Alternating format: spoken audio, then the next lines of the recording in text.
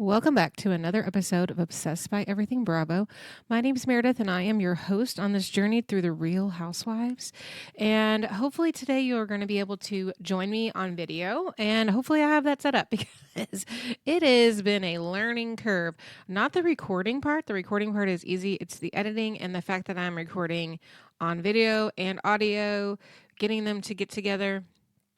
It's just been a journey. So I hope you will join me on that journey. And we are going to take a journey together through the Real Housewives.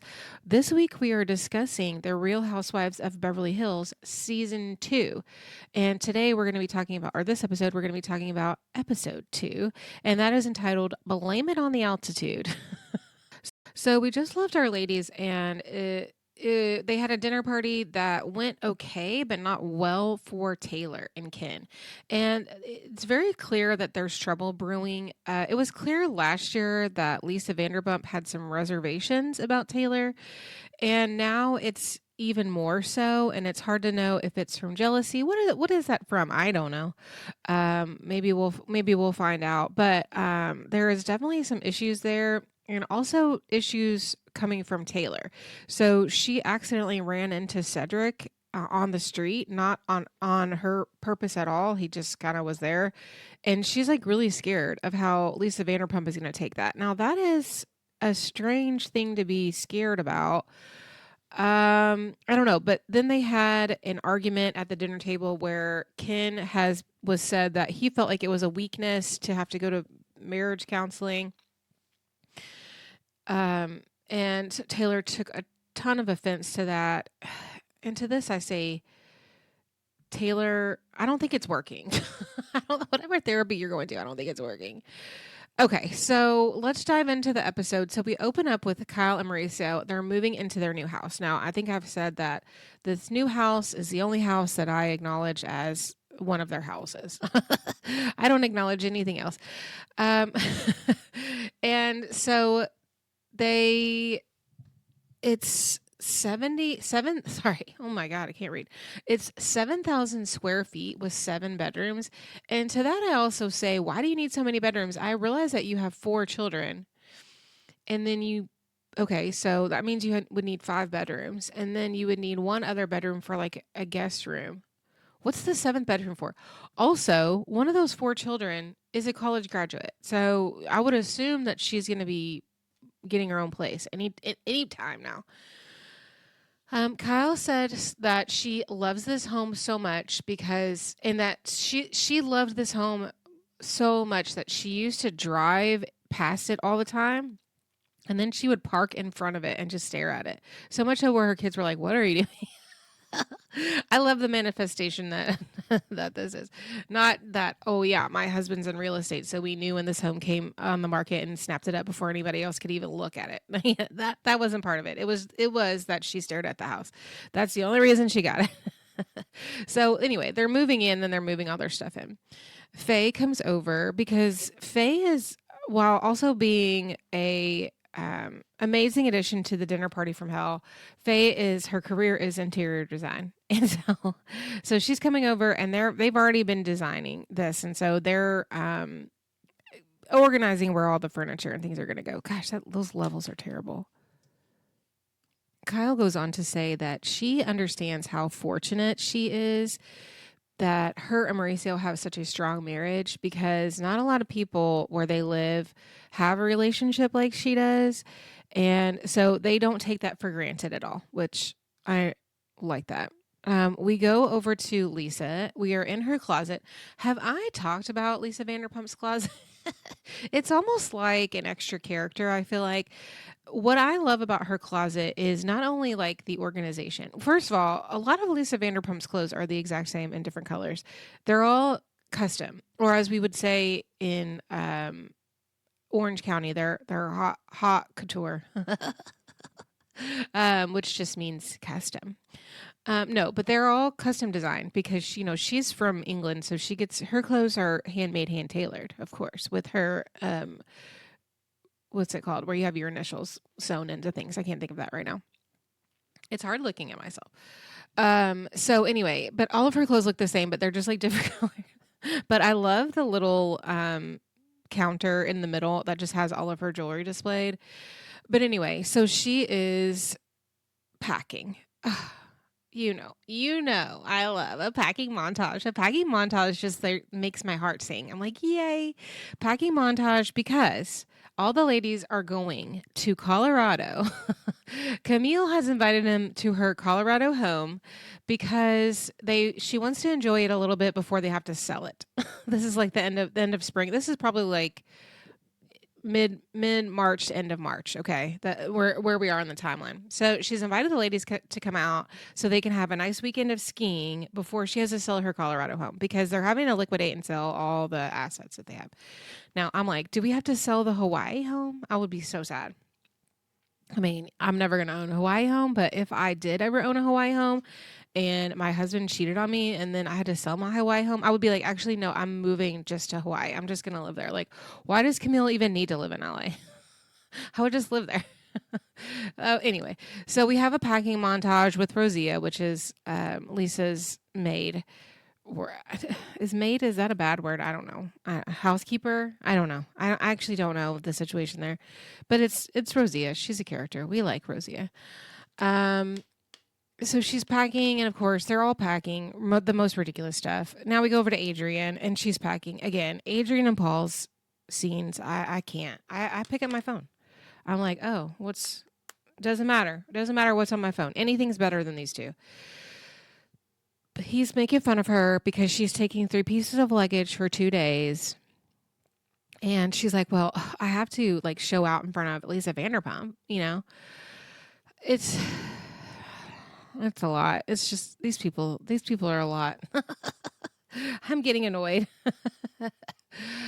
We find out that Adrienne has a torn ACL from skiing.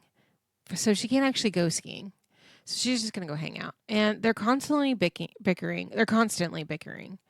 Constantly. I'm over it. I'm already over it.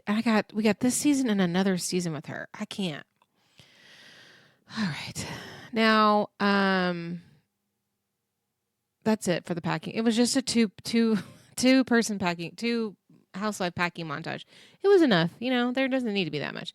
So now we see Taylor getting in a limo with her bag. And she's going to pick up Adrienne, but then the driver can't fit all their bags in the back. This is a limo, by the way. They can't fit all. They're for 2 nights.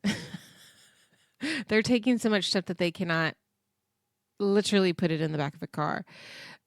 So they have to put some of the bags in where they're sitting, and it's fine because they're not even going across the street to pick up Lisa Vanderpump because she basically was like, I'm not riding with you because you're always late.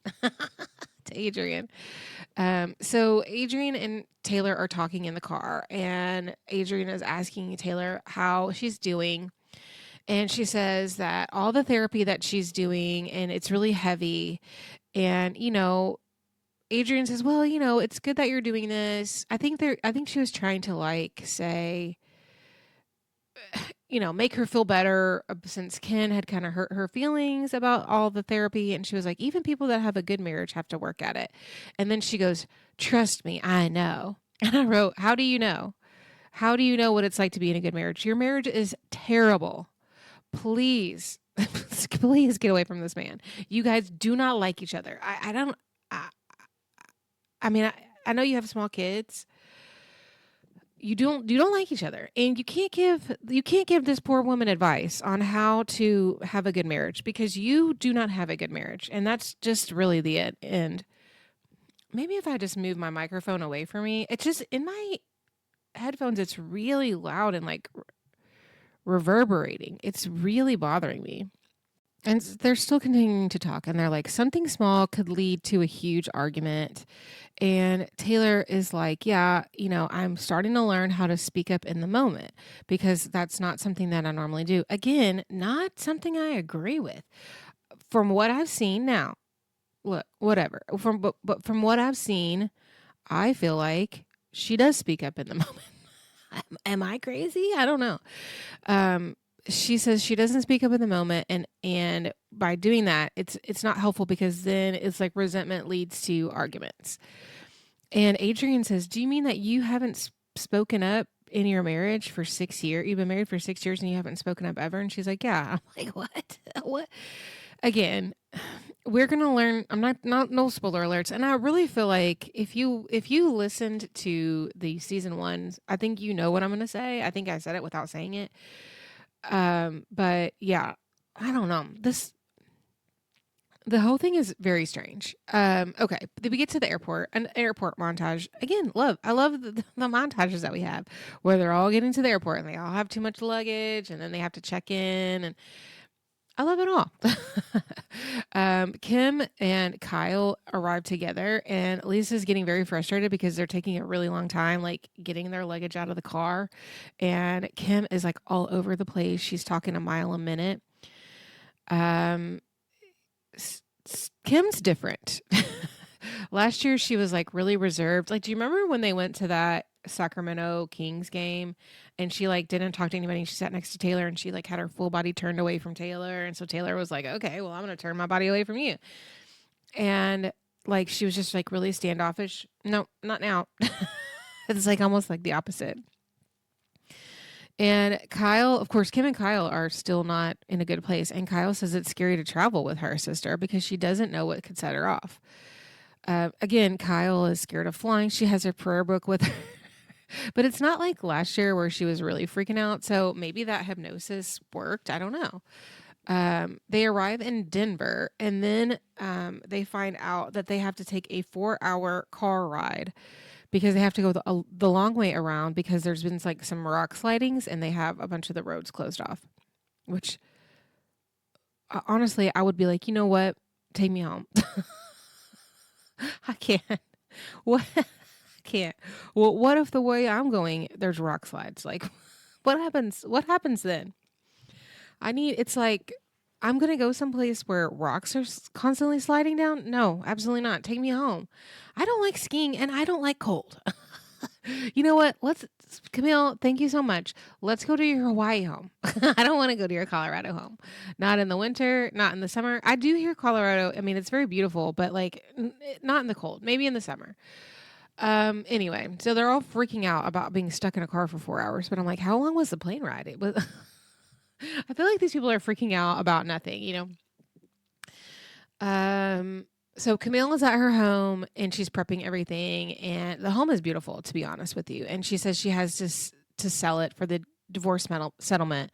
So she's really sad because apparently she designed the home and she wanted it to look like a castle, and it has like a spiral staircase, and all the walls in the staircase, not in the whole home, are like stone. It looks very like Princess Meets Medieval Castle. Designed by Camille. So the ladies in the car are all lounging. Again, Kim is talking a lot, and Taylor is like, well, she's really opening up to us. She's telling stories, she's talking. And then Kyle then asked Lisa if Ken is mad at her. And Lisa was like, well, he felt like you guys were mad at him.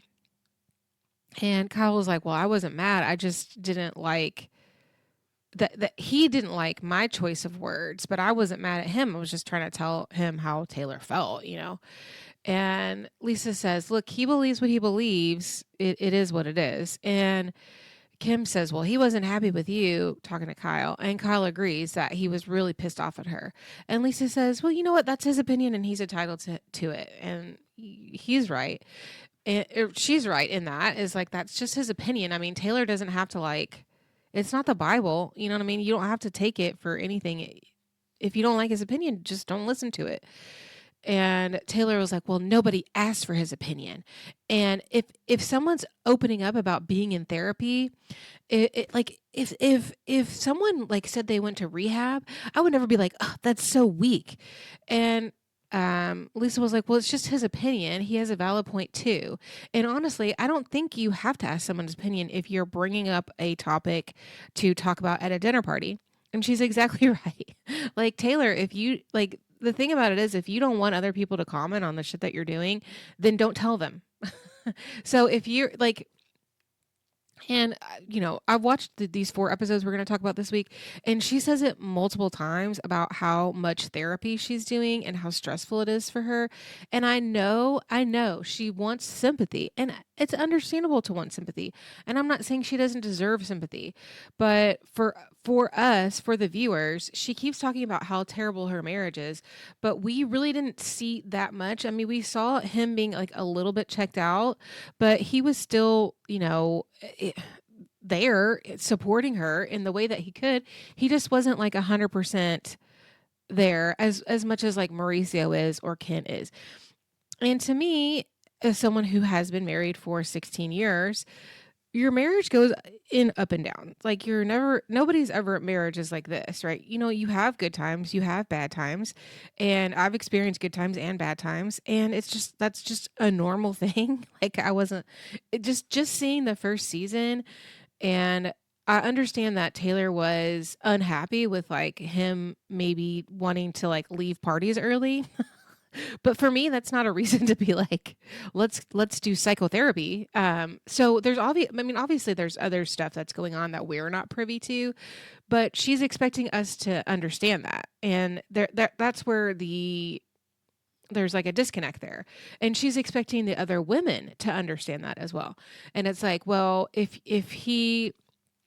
you're not telling us the whole story, but you're expecting us to be wholly supportive of you, but it just maybe looks like you're in a low point in your marriage, but not even like a cheating or a, whatever. He just leaves parties early from what we've seen and what you've told us.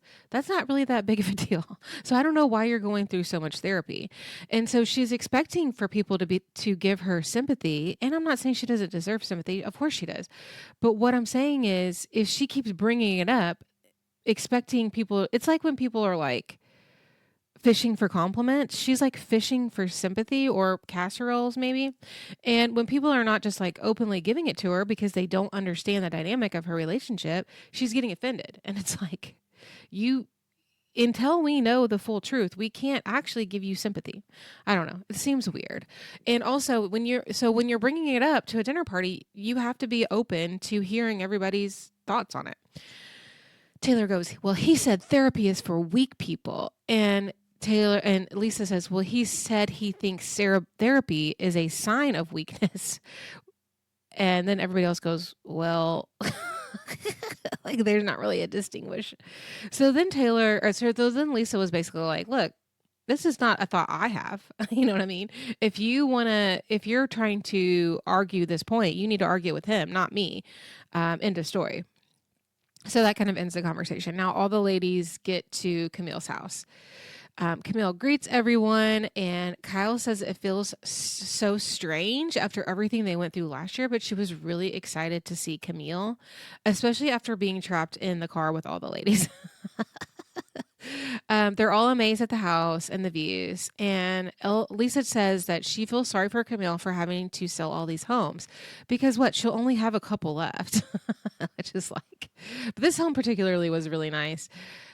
She gives him a tour, the spiral staircase, and Camille tells us, she's like, I didn't assign the ladies' rooms because where's the fun in that? Well, 20 years, 15 years later, we have to make assignments at this point. It's moved beyond fun. And there's actually not enough bedrooms for everyone, so people are going to have to share. And at one point it works out to where Lisa and Taylor would have to share, and Lisa was like, no. So obviously Kyle and Kim are going to share a room, which that makes sense. But they're still both a little nervous about being together because their relationship is still pretty rocky. So they go into town for dinner, and they're all like laughing in the car with Camille, having a good time. Kyle says that compared to a year ago, Camille is a completely different person. And it's like, yeah, she's on the other end of this, shitstorm.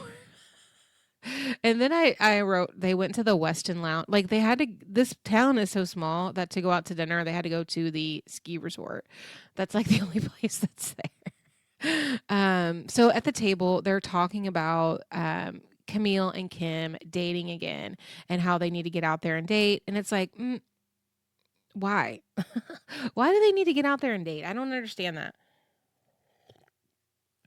Again, this is like such a male centered thought process because why do you automatically have to have a husband? And like specifically Camille, she's never going to hurt for money. Like she got a really, I'm assuming she got a really nice divorce settlement. They're selling all the properties to split the cash. It's not like they're just selling the properties because they can't afford them. They're selling the properties because she's getting half of the properties in the divorce. I think personally, what I would have done has been like, you can have that property and I can have this property and you can have that property and I can have this property, other than sell them. But maybe that was not maybe that's something they couldn't work out. But Kelsey's just trying to get rid of her so he can be with this new woman. I don't think he gives a shit. Which, if I was the new woman, I would be like, no, because you know what I mean? Like, you're effectively stealing money that could be mine. So I would be fighting for that. But I also wouldn't have an affair with a married man. So that's where we're different here. But, yeah, she's not selling the properties because she's hurting for money. She's selling the properties to split up to split it up. So Camille's not hurting for money. And in this day and age, now she has her own career with Housewives. She can make her own money. She should be starting a business where she can branch off and just like Bethany did. That's really what they all should be doing. Some of them try. No one ever succeeds. But that's what she should be doing. She could have been doing that. And she doesn't need to. She's set up for life. She's got her kids. She's got her homes. She has her friends. She has a rich social life. Why does she need a man? Kim, same way. I feel like Kim is not that as set up with money, but Kim is also working on Housewives. She could go back to acting. I mean, she could look, she's not Meryl Streep. You know what I mean? or anyone even close. But she could do Hallmark movies. She could do that. She's a Melissa Joan Hart. You know what I'm saying? She could have love stories. I guarantee you there isn't a crowd of women like her age and maybe like 15 years around her age that would love. So a cohort of like 30-year-old women that are watching Hallmark movies and Lifetime movies of like not 30, but 30 years around her age is what I'm trying. Like a group of, 25 to 55 or whatever the age group is, that would love to watch her in a Hallmark style movie, a little romance. Or if she can't lead, because maybe that's not where we're going. I do feel like there should be romance for older women. I feel like a lot of the romance is like people that are around their 30s. Why not someone who's 50? Because what I'm saying is I feel like there's an audience for that. I don't know why they don't make those movies. But look at The Golden Bachelor, like how successful that is. But what she could do is play we're talking about Hallmark Christmas movies because it's Christmas right now. She could play like the lady who lives in the small town who runs the coffee shop, and she's given the big town person who came home, or whatever it is, advice, or she runs a Christmas tree farm, or she's the town mayor. She could have those roles. She could very easily make an entire career out of those roles, or guest starring on a sitcom or something. Do you know what I'm saying? Why do they need a man? They have their own lives. They have their own homes. They have their own careers. What else? And you can date. You know what I mean? You can have a sex life while just like dating. Why are these people? They're always pushing. Well, you need a man. No, I fucking don't. And here's what I'm telling you: if my husband dies, God forbid, or if we get a divorce, I'm not getting married again. I'm gonna be Golden Girls. I don't need a man in my life. I don't need a man. I don't wanna do laundry. I don't wanna pick up after a man. I don't wanna clean up beard hair after a man. I just don't wanna do it after this one. If this one's out of my life, I'm over it. I'm not any. I have one child, and that's the only person that's the only man I'm ever gonna pick up after if my husband, if I'm not with him anymore. I will, get my own place. I will get a roommate, like with a girlfriend or something like that that's in the same position, and we will, have wine nights, and I can just do my own thing. That's it. That's it. That sounds wonderful to me. Like, even as young as I am, that sounds wonderful. Anyway, and Camille agrees. She says that right now she just wants to focus on herself and, you know, more power to you. And she basically is like, I haven't dated in 20 years and dating's hard. So I'm just not going to worry about that right now. But she takes, one thing is that I'm loving about this Camille is she takes every opportunity that there is to make fun of Kelsey. Anytime she's talking about him being a terrible kisser. Earlier, she was talking about how she had to shave his back all the time. That's what I'm talking about. I mean, Camille's really been through it. She's like, I'm not doing this again. And I love that for Camille. She every single time. And you know, it's not like one of those things where you can like black out the name and we don't know who this person is. It's a one of those blurbs, you know, like they don't know who it is and everybody's just conjecturing. We know whose back you were shaving. Gross.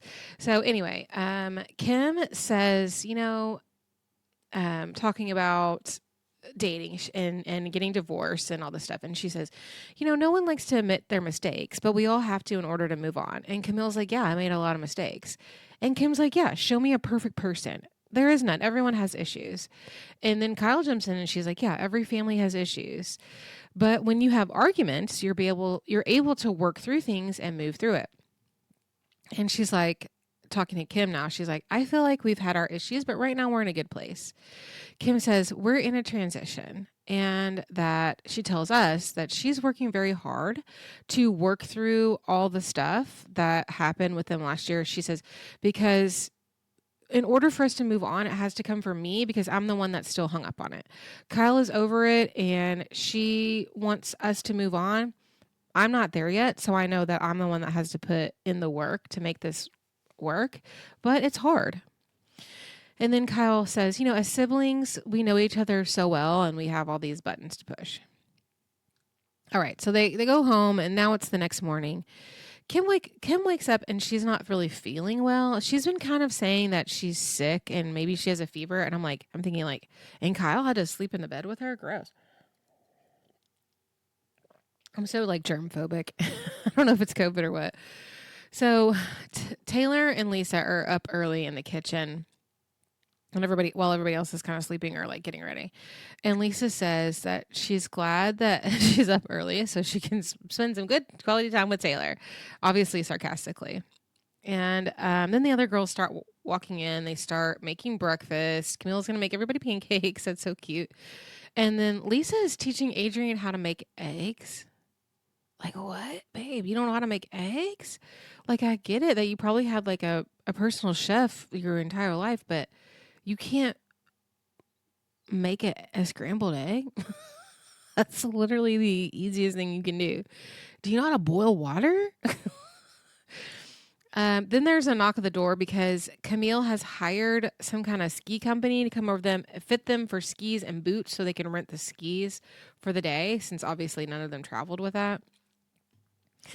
And then, of course, there's like comedy ensues because one of the ski guys is like hot. And so now everybody is like, Kim, you should date him. Kim, you know, Kim's single. Are you single?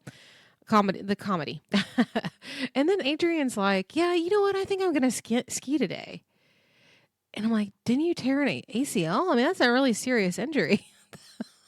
I don't know. Like, what the fuck? Why did you even tell us about that? Why did they include that? Now I'm thinking she's going to be injured and have to be like helicoptered off the mountain.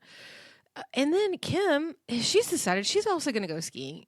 I thought you had a fever. What the fuck?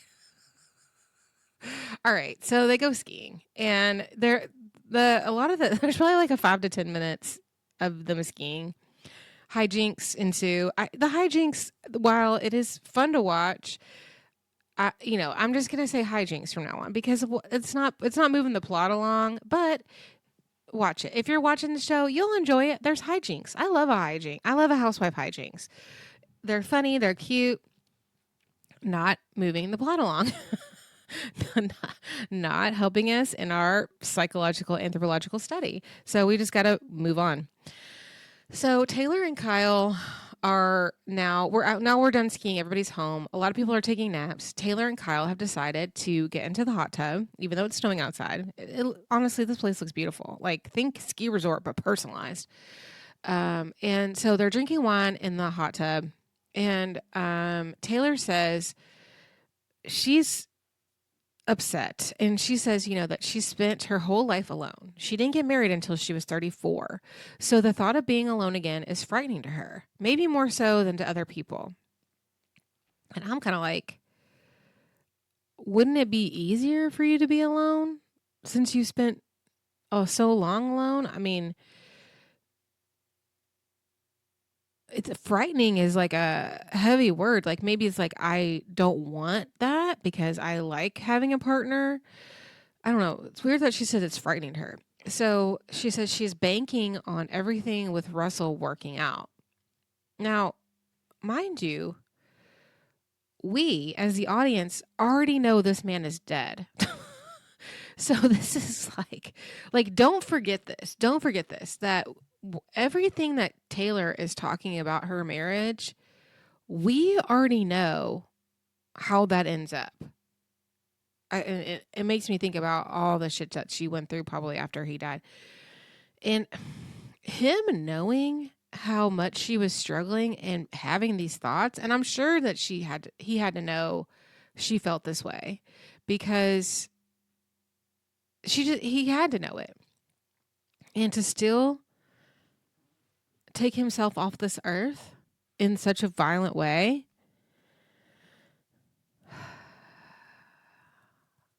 I don't know. So she's banking on everything with her marriage working out.